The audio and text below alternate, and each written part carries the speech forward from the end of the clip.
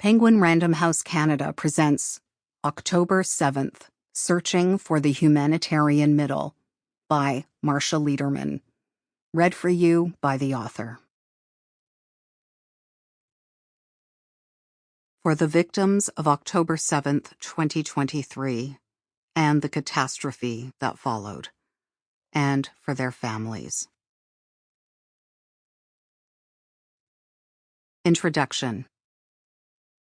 When the October 7th attacks occurred on that Saturday morning in Israel, it was very late Friday on the west coast of Canada, where I live. It was still October 6th, 2023. I had been to a Vancouver Canucks preseason game with my son and a friend. The Canucks won. Even for a lifelong Toronto Maple Leafs fan like me, it was a good night. It was Thanksgiving weekend, and my son was about to turn 15. I have come to think of that evening as my last normal night. Like many children of Holocaust survivors, I have since childhood had regular nightmares about being hunted by Nazis. That weekend, what I had previously tried to consider a ludicrous, irrational fear came to life. I watched it on social media. The Nazis of my nightmares had turned into Hamas terrorists. I wrote a whole book about how intergenerational trauma has affected me: separation anxiety, a tremendous pessimism, a tendency to catastrophize, a fear, even in happy times, that the other shoe is always about to drop. And then it dropped on October 7th, 2023. And if I thought my inherited trauma had been an issue before, well, that was nothing. This invasion went even deeper, seeping into every aspect of my life. I began to exist in a state of tremendous anxiety and fear, worried about things that would never have given me pause in the before times. The anti-Semitism reached a level I never would have expected to witness in my lifetime. On social media, university campuses, at workplaces. As a reporter writing about this, I would become a repository for other people's stories. Almost daily, someone would reach out about an internal memo with anti-Semitic undertones, or worse, an uncomfortable customer service experience, anti-Semitism at their child's school. I could go on. I was shocked by what I was hearing, from people in the education system, healthcare, the arts. On October 7th, I knew immediately that Israel would retaliate, that it would be terrible for Gaza, and that there would be repercussions globally with a rise in anti-Israel sentiment. But even I, Queen Catastrophizer, did not expect things to escalate as they did.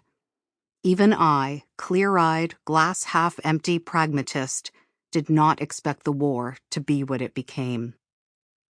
My question for myself that Thanksgiving weekend professionally, as an opinion columnist for a national newspaper, the Globe and Mail, was, did I want to write about what was going on in Israel, to weigh in on as public a forum as I could imagine, on this terrible thing that had happened and was happening? It seems crazy now that I even asked myself that question, given how this story would come to dominate the headlines for a year and well beyond.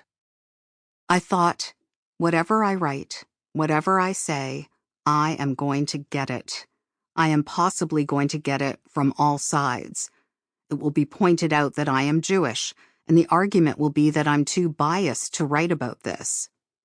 But also, I am a progressive liberal Jew who is already on record as being opposed to the government of Benjamin Netanyahu. I consider myself a humanist and have always desperately wanted peace with the Palestinians and dignity and security for all. I regret to write that I knew some members of the Jewish community would not be comfortable with my opinions on this matter either. It felt inevitable that I would anger people on all points of this tricky spectrum. And, as you will read, I did.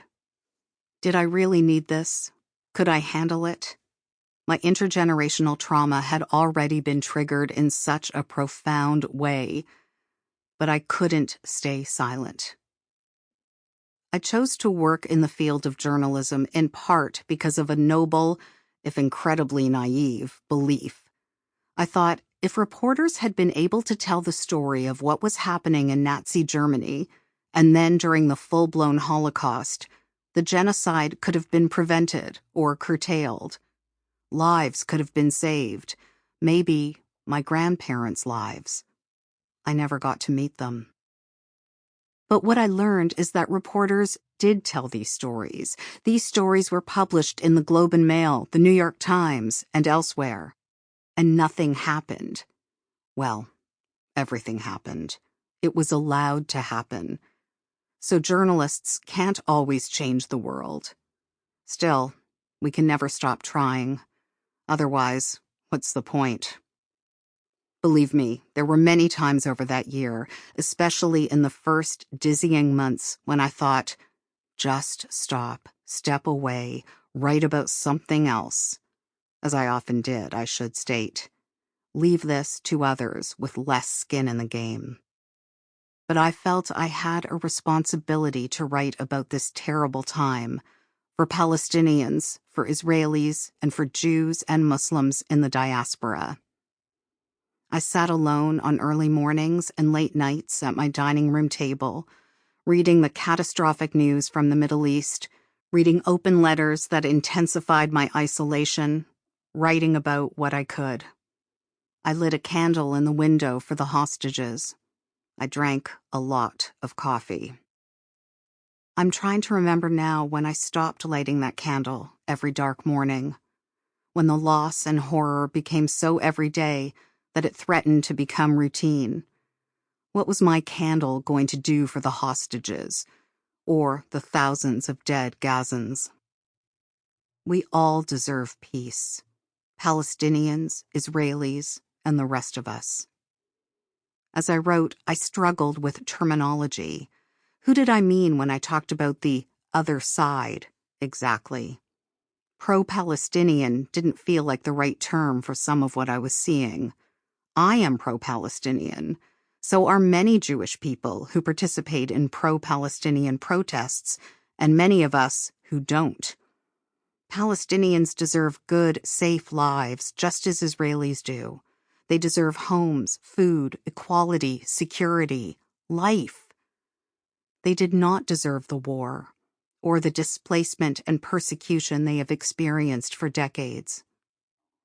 But I was infuriated at how the Hamas terrorists who went into Israel and murdered and raped and took people, children, hostage, were being held up as freedom fighters, as noble resistance, including by feminists and other progressives I have been aligned with on other important issues. I couldn't believe what I was witnessing. I could not understand it.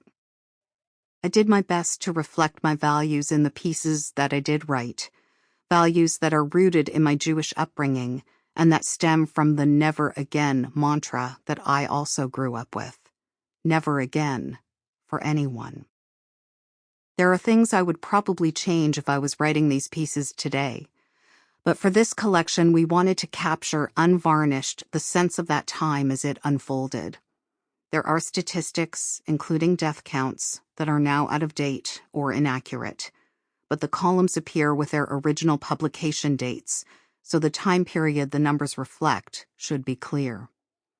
There are contradictions across the columns as information continued to change, but we kept them as we published them to accurately reflect the writing of the time.